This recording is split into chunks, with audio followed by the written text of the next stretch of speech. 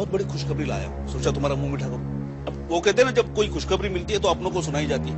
अब तुम्हारे अलावा मेरे इस लाइफ में कोई है ही नहीं, तो मुंह मीठा करो। बड़े बेशर्म इंसान, तुम्हारी हिम्मत कैसे हुई यहाँ आने की? अब मेरी हिम्मत के बारे में तुम्हें बताना पड़ेगा क्या? सुधा, तुम्हें क्या लगता है तुम देवयानी के ससुराल जाके सब कुछ सच सच बता दोगी तो क्या मुझे दोबारा जेल हो जाएगी? तुम हमेशा ये सच्चाई सच्चाई चिल्लाती रहती हो, हैं? दुश्मनों का साथ देती हो, अपनों को बद्दुआएं देती हो, इससे क्या मिलता है तुम्हें? सुधा, दुनिया में ऐसे बदनसीब लोग होते हैं जिन्हें जिंदगी अकेला कर देगी, और वो तुम हो। आज अकेली हो गई हो तुम। मैं अकेली नहीं, तुम मेरे अकेलेपन की फिक्र छोड़ दो। अकेले तो वो लोग होते हैं जिन्हें ये भ्रम होता है कि वो सबके साथ है। आज मेरी आत्मा पे जो बोझ था वो तो उतर गया। किस बोझ की बात कर रहे हो भाई? किस्मत ने तुम्हें दो रिश्ते दिए, तो दोनों के दोनों छीन लिए तुमसे।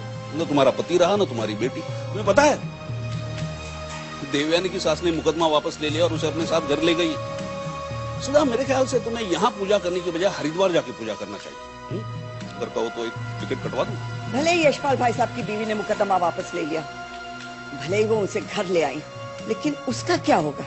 वो कड़वाहट, वो नफरत जो उनके दिलों में पैदा हो गई है।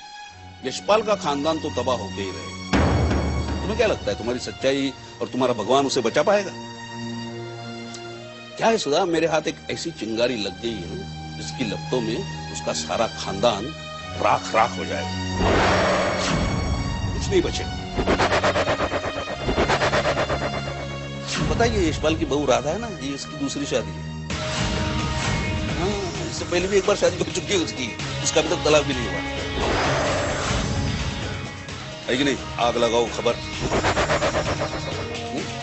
मुंह मीठा कर लो।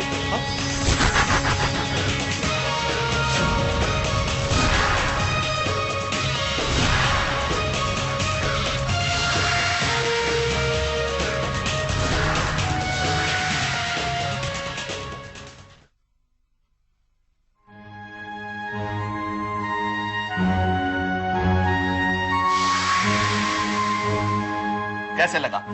मेरे प्यार की तरह सिर्फ मीठा, या आपके प्यार की तरह थोड़ा खट्टा थोड़ा मीठा? सच बताऊं, प्यार में झूठ नहीं बोलते डार्लिंग।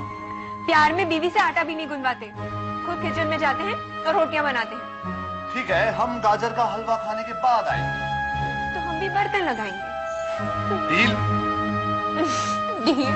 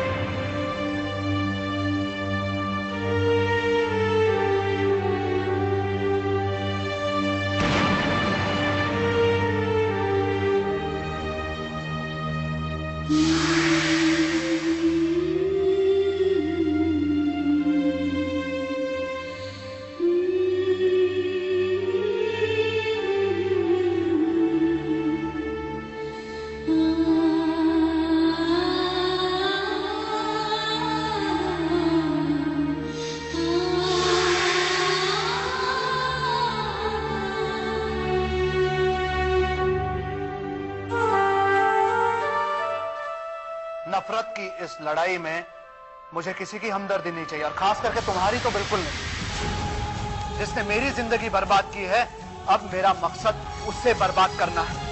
जिसकी वजह से मैंने रातें जाग जाग कर काटी है, अब मैं उसे चैन की नींद नहीं सोने दूंगा। समझी? तुम जा सकती हो, दरवाजा तुम्हारे पीछे है।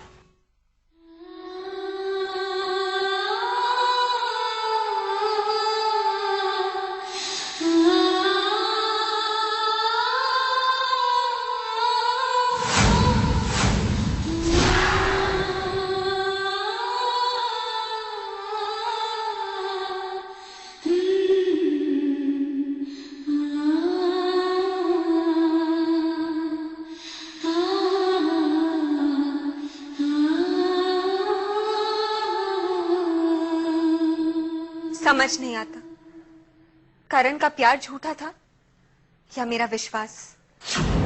जिंदा होने के बावजूद अजय के साथ मेरी शादी होने तक करण ने मुझे कभी कांटेक्ट नहीं किया। उसने ये भी जानने की कोशिश नहीं की मेरी शादी किन हालात में हो रही है। और फिर करण मेरी जिंदगी में वापस आया तो दुश्मन बनकर। वो अपनी दुश्मनी का बदला तारा से लेना चाहता है। उसने तारा को अपने जाल में फंसा लिया है।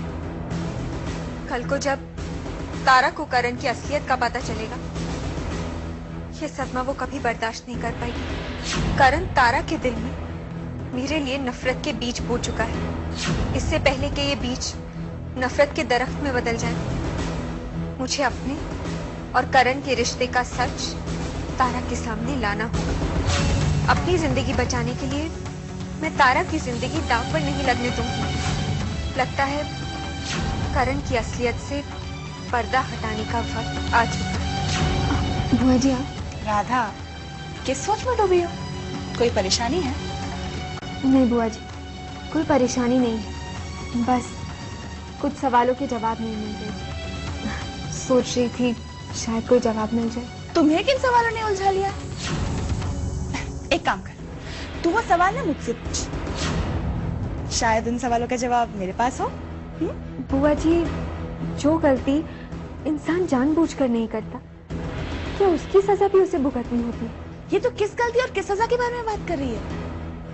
मैं बस इतना जानती हूँ, गलतियां देवयानी जैसी बहू से होती है, राधा जैसी बहू से।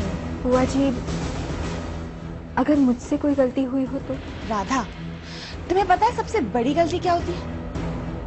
किसी की जिंदगी के साथ खिलवाड़ करना, किसी का भरोसा तोड़ना। और मैं जानती हूँ ये गलती तुमसे कभी नहीं हो सकती, कसम से।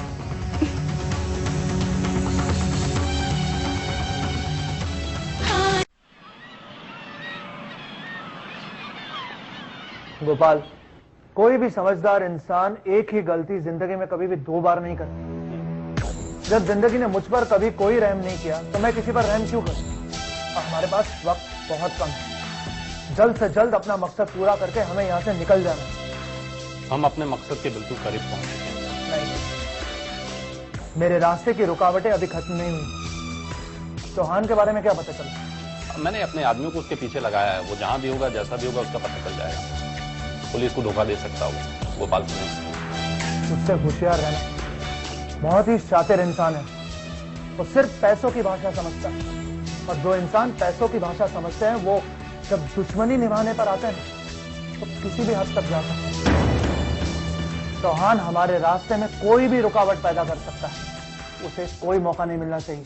आप इत्मीनान रखिए, उसे आपके खिलाफ एक कदम भी उठाने का मौका नहीं मिलेगा। गोपाल, चौहान का जल्द से जल्द पता लगा। इस शहर में मेरा कोई भी दुश्मन सही सलामत नहीं रखना चाहिए। और फिर चौहान तो खुद हमारे रास्ते में आया है, उसे बचने का कोई मौका नहीं मिलना चाहिए। उसे बचने का कोई मौका नहीं मिलेगा, न ही अपनों का वास्ता मिलेगा।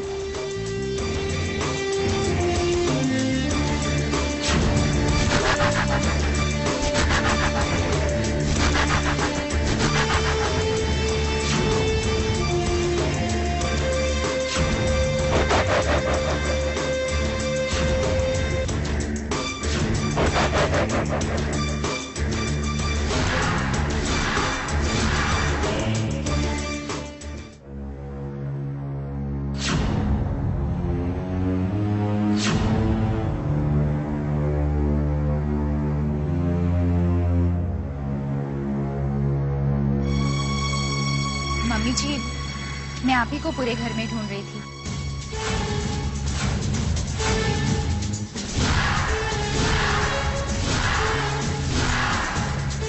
मुझे क्यों ढूंढ रही? वो मैं अपने लिए कॉफी बना रही थी, तो आपके लिए भी बना दूं कॉफी?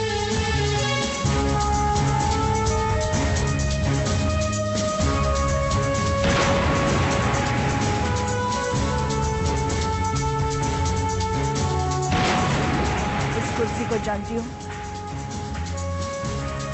जानती हो? इसी कुर्सी पे मेरे पति की जान ली थी ना तुमने?